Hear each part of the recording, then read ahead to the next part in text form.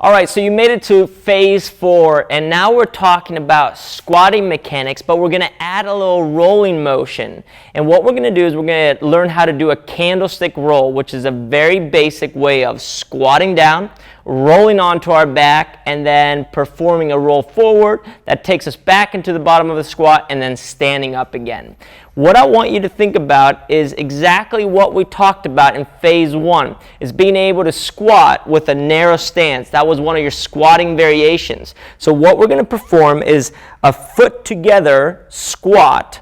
As we go down, all I want to see is, can you take a seat on the ground? When we take the seat on the ground, that seat should feel pretty light. You shouldn't feel like you're just collapsing down.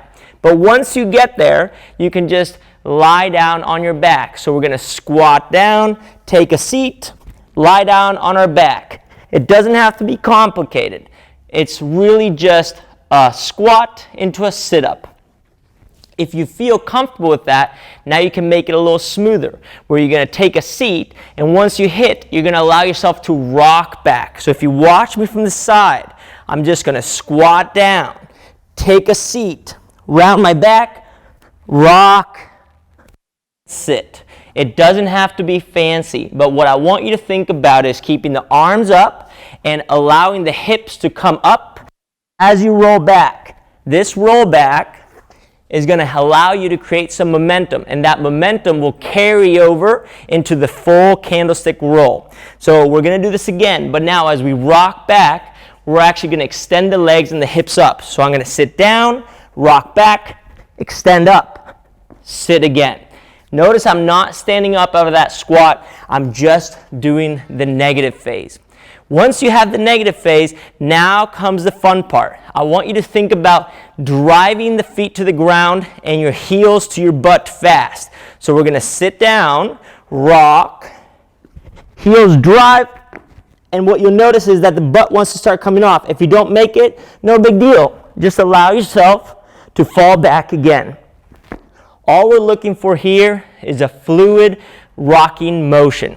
Now, once you've driven the heels to the ground and your feet have landed flat and your butt is starting to come off the ground, I want you to think about performing a very fast sit-up.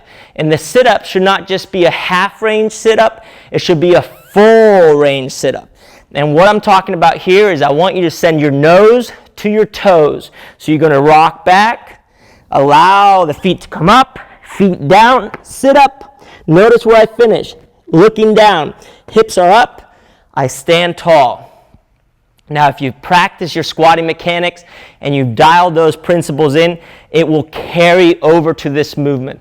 But if you're a little stiff in the ankles, a little stiff in the hips, you may get a little stuck and have a hard time getting out of the hole. What you can do is you can use a plate and you can perform the same movement. The only difference here is that the movement has to be way slower and with more control. I rock back, arms behind my head, rock forward, the plate counterbalances and allows me to stand up. So that's your candlestick rock.